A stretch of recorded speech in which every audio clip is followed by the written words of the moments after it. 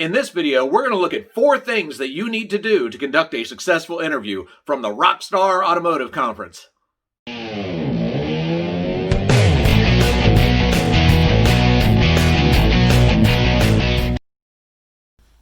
is an honor and a privilege to be able to speak to you from the Rock Star Automotive Conference. Unfortunately, it was canceled, but thank you so much, Matt Koenig, for allowing us to be able to reach out with this incredible information for dealers, and I'm just so grateful for that, to have this opportunity. Thank you so much, Matt. We're grateful for Rock Star Automotive and what it does for the entire automotive industry. Hello, my name is Andy Buck, and I work with Automax Recruiting and Training.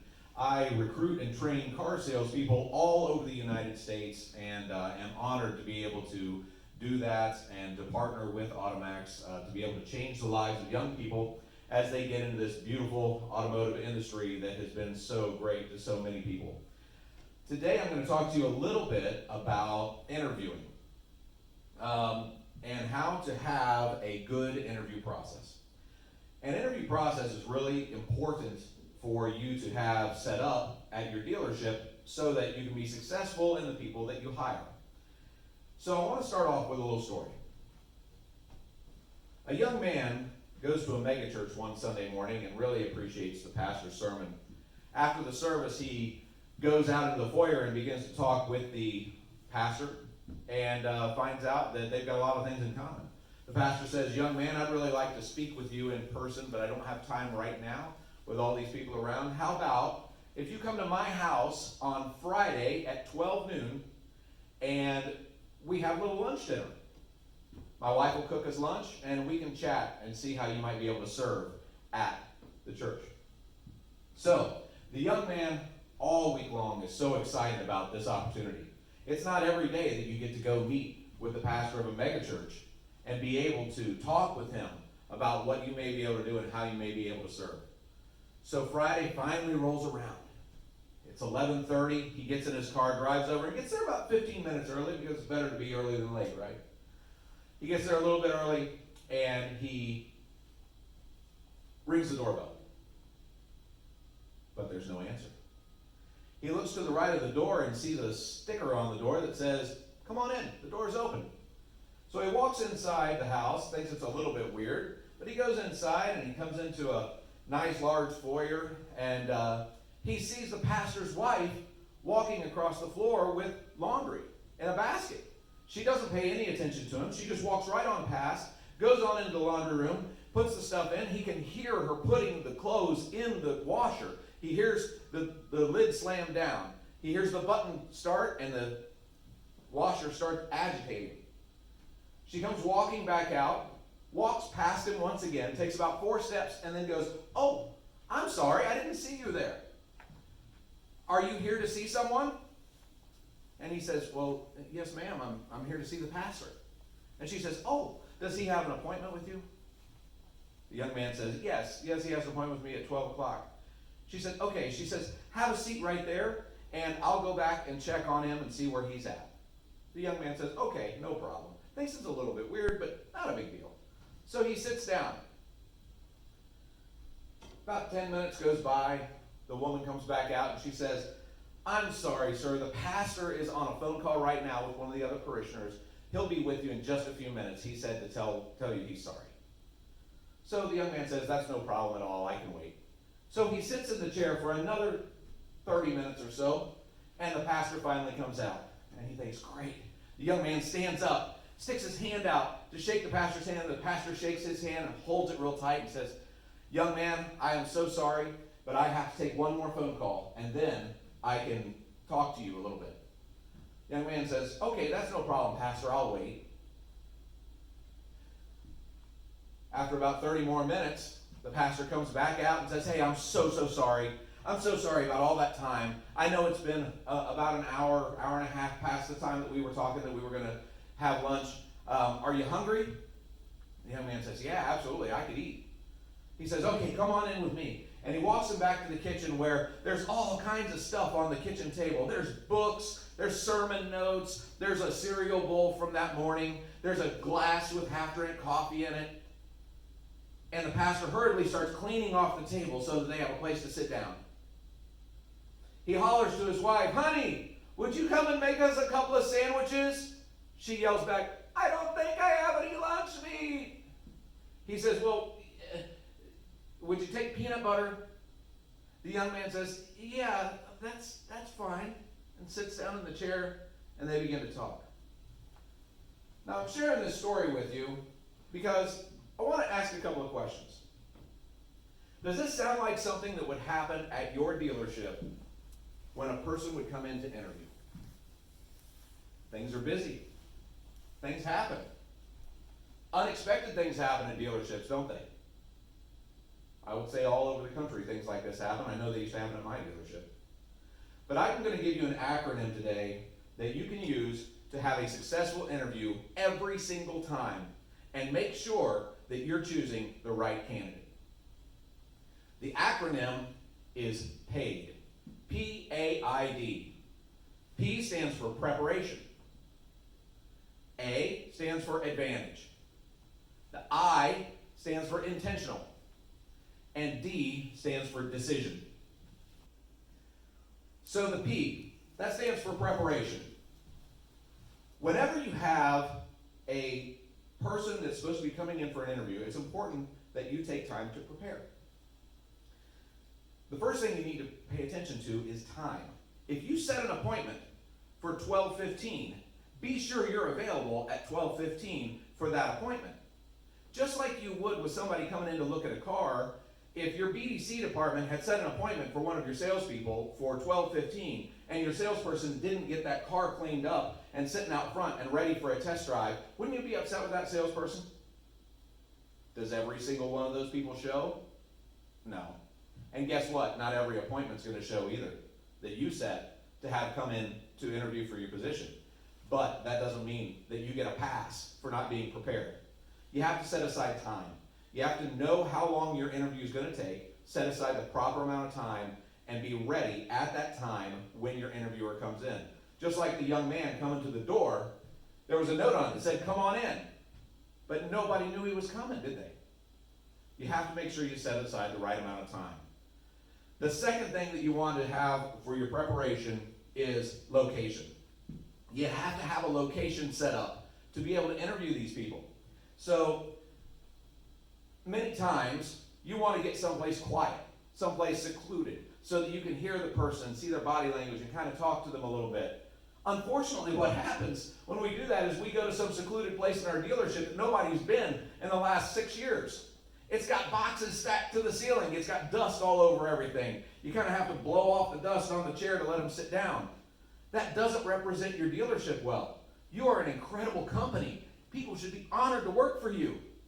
Yet, when you're interviewing in a bad space, it sets a bad example. It sets a bad precedence. So you have to have a great location to be able to set up your interview in. So make sure that you're available at the time when it's supposed to happen, and make sure you've got a great place to interview at. It's really important that you take that time to make a place that's comfortable looking, maybe a nice desk. I even recommend not having a desk in between you. Maybe just 2 chairs where you can just talk and not have that in front of you. The third thing for preparation is have some questions. Oh my goodness, have questions. And have the questions be the same for every single interviewee.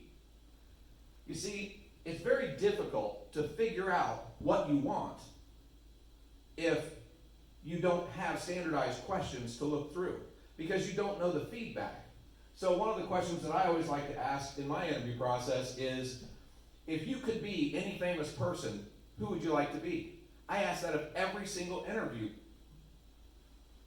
You know, I get some really weird responses. Some are crazy, some are really well thought out. But at least I get to see how they think, I get to see what their reaction is to the question, and I get to see their body language and how they're going to react under pressure when they're in a car lot. So, the first part of preparation is time. Set aside the right amount of time. Have a location set up, a good location that you can be proud of, that represents your dealership well. And the third part is have standard questions that you put a lot of thought into, and ask the same questions each and every interviewee, without exception, the exact same way, so that you can have a baseline for reaction for those questions. The second part of paid is advantage. You have to make sure that you have an advantage. You have to make sure that you have an advantage. Have you ever heard of WIFM? WIIFM? It stands for what's in it for me. In this particular case, it's what's in it for them, not what's in it for you. What's in it for them? Why should they consider you? Why are you different? Why are you different? What makes you different from every other car dealership going down the strip? What makes you different from any other business that wants them to come work for them? This is an economy where people are hard to find. Good people are really hard to find. You have to have a reason to attract those good people. That advantage will help them want to be part of your team.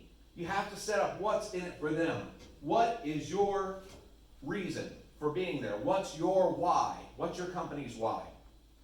The second thing you have to prove on the advantage is you need to be consistent. Your message needs to be consistent with how you advertise. You can't say, hey, we like to help the needy, when all of your advertising is about price, price, price, price, price. That's great that you like to help the needy, but what have you told the community? Does the community know this? Is this a well-known fact? Make sure that your message is consistent, so that when they join your team, if you invite them in and they join your team, that they see a consistent message and say, wow, this is exactly what I heard in the interview. Make sure that they know what they're joining up for. Because I will tell you one thing, young people nowadays are less concerned about how much money they make and are way more concerned about what cause they are behind. So if they can't buy in to your why, or they can't buy into your cause, they will not only not be a good employee, they won't be happy either. And nobody wants that. You want to get the right people. You want to get the right people for your place. The last thing, as far as advantage, is you want to make sure that you create a hope for gain. You have to have a hope for gain. What is it that they're going to miss out on? There's two basic feelings in life that motivate us. One is the fear of loss. The fear of loss. And the other is a hope for gain. These people should have, when they leave your interview process, they should have a healthy fear of loss. A healthy fear of loss where they fear not being able to join your team. They fear losing this opportunity. And they should also have a very healthy hope for gain, thinking when they leave, wow, if I could be given this opportunity, it would be amazing. It could be life-changing for me. It could be something that way more than ever I hoped for when I walked into this interview process. You have to make sure these people have an advantage. Make sure you go over the what's in it for them. Make sure you're consistent in your message. And make sure that you have a hope for gain. The third part of paid is intentional. You have to be intentional. Folks, you have to have a goal in mind. What is your reason for hiring somebody? Is it just because, oh, we need more salespeople? Well, who says? Who says? Who says we need more salespeople? What is your goal? Why do you need more salespeople? What are you going to do with those salespeople? What is your goal? A great thing for you to do is to sit down and interview your best employee. Not your top salesperson necessarily. It may be your top salesperson, but sit down and interview your best employee with this exact interview process that you're going to put somebody through, and see how they react. See what they do. How do they react when you ask these questions? How do they look at you? What is their body language? What are their answers to these questions? You'll get a baseline real quick. If you interview 3 or 4 of your best employees, you'll find out even more, and you'll have a better baseline. So you can set up your goal. You'll know what you're looking for, and you'll know what traits you're looking for in the right candidate. So many times people think that there are salespeople that are just, born. And I guess we could always talk about whether salespeople are born or made, but I will tell you this. There are born salespeople. They came out just being able to sell anything. The majority of the people out there are not in that category. However, a great salesperson can be taught. A great salesperson can be taught. And I've seen very, very many natural salespeople be outsold by salespeople that were taught well. So know what traits you're looking for. Know what traits you're looking for. Lastly, on being intentional, is remember that people are important. People are so important. You know, we put a lot of pressure on ourselves as a group in the automotive industry for Google reviews, Facebook reviews. These are so important to us, aren't they? If we get a bad one, it just distresses us, and we have to figure out how we're going to answer that correctly, and what words are we going to use, and how are we going to do that. If we get a good one, we get so excited about it. Well, let me tell you something. People are important. People are important. And when you interview someone, if it's a terrible interview process, that's bad word of mouth. That can be really bad word of mouth. Somebody goes home and, honey, how'd the interview go? Well, you know, I got there. They weren't ready for me. They weren't on time. It was just terrible, man. I'd never buy a car there. That's horrible word of mouth. Remember that people are important. They are the most important asset that you have. They are the absolute most important asset that you have. Nothing happens at a car dealership unless you have the right people and the right processes. You have to have the right people. You have to have the right processes. And you need to remember that this is very important. It is worth your time to get this right. People are important. Be intentional. The last thing that you need to remember when you're talking about being paid is the D, and that's decision. Know what your next steps are. Know what your next steps are. If you're going to interview somebody and say, hey, we'll call you in a couple of weeks, do you know how many times people hear that when they go to interviews? Do you know how many times they hear that exact word? Oh, we'll call you in a couple of weeks. And guess what? Nobody ever calls them in a couple of weeks, unless they're going to hire them. But most of the time, you know when they leave there that you're not going to hire them. Am I right?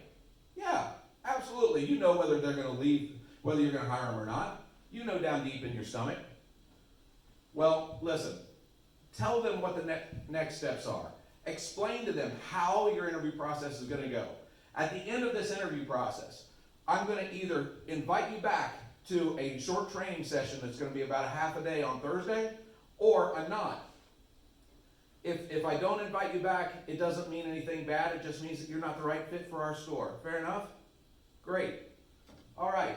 Explain what the next steps are going to be. Communicate that to them. Make sure that they know what the next steps are so that they aren't worried about it. So they get done with an interview and they don't know if they did good or bad because you never told them. At the end of it, tell them what's going to happen. Say, you know what? I'm impressed with you. I'm going to invite you back for half a day of training. That's the next stage of our interview process. Once we go through that, we're going to go through that half a day of training. My managers and I are going to discuss who we want to choose to join our team, and we're going to make that decision at around noon on that day.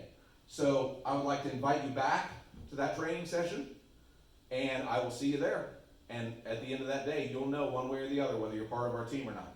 Wouldn't you agree that that would be really easy? So many people tell these young people that they'll call them back, and they never do because we just don't have time, do we? And I understand that. So make a decision right there. Listen, I got something about making a decision on this. There's nothing that frustrates me more than this. When I see managers interviewing people and they can't make a decision on the spot on what their next steps are in the interview process. We make decisions on thousands of dollars, people's payments, people's lives. We order millions of dollars of inventory sometimes for our dealership. We step out. We make huge decisions every day. The most important decision that we have is who joins our team. So if you know what you're looking for, you've prepared properly, you know what you're looking for, and then you communicate the steps to them, there shouldn't be any problem in this, should there? We need to make a decision right away, folks. Just like I said, these Google reviews, they're real. They don't show up on Google's platform, and they don't show up on Facebook's platform, but they show up when they talk to their family and friends. They show up when they talk to their family and friends. So, I have a question for you. Why does all this matter? Well, I'll tell you why it matters. It matters because, once again, people are important. People are important. They are your most important asset at the store. How they feel about working for you is more important than how many units you sold or how many cars you fixed. It's more important than what the owner is saying. It's more important than anything you can imagine, because these people are under you. You're their leader. You're the one leading these people. You're the one that's helping their family to thrive. And it's awesome to see people like this succeed. We all know that one person that we hired. We all have that story. We have that person that we hired that, they came in and they needed an opportunity and we took them under our wing, and all of a sudden they're selling cars like crazy. They've got a house, they've got a wife, they've got a couple of kids. They went from nothing to everything in the course of 2 years. We all have those stories, and they're incredible stories. You have to remember, ladies and gentlemen, that you are life changers. You are life changers. You're not just about you. You're about all these other people, and they're the most important thing. So when you're interviewing somebody, make sure that you are getting paid. I want to leave you with one last thing, and it's really the motto of Automax. It's a story by Og Mandino. It's called A Better Way to Live. It's a book that he wrote. It's an autobiography of his life. And he has 17 rules to live by in this book. Rule number 10 is one that I live my life by. I say this every morning and I say this every night. And rule number 10 goes like this. Beginning today, treat everyone you meet, friend or foe, loved one or stranger, as if they were going to be dead by midnight. Extend to each person, no matter how trivial the contact, all the care, kindness, understanding, and love you can muster, and do so with no thought of any reward. Your life will never be the same again. If you believe that truly, ladies and gentlemen, you'll take the time when you have your next interview. You'll take the time to make sure that you do all the steps necessary to have a successful interview. Thank you so much for your time. I appreciate it. If you would like to know more about recruiting and training in the automotive industry, please contact me directly. My name is Andy Buck. My email address is andy@myandybuck.com, and my phone number is 513-443-2825. Please reach out to either me or you can reach out to Joe Lockhart or Ernie Kaspowitz. With any of your recruiting needs, we recruit and train car salespeople all over the country. We also recruit automotive technicians, and it is absolutely the most phenomenal group of people as a whole that you will ever find in the automotive industry. We really do truly care about your culture, we care about your business, and we care about your people and you. So give us a call, reach out. If we can do anything for you, please let us know. Thank you so much.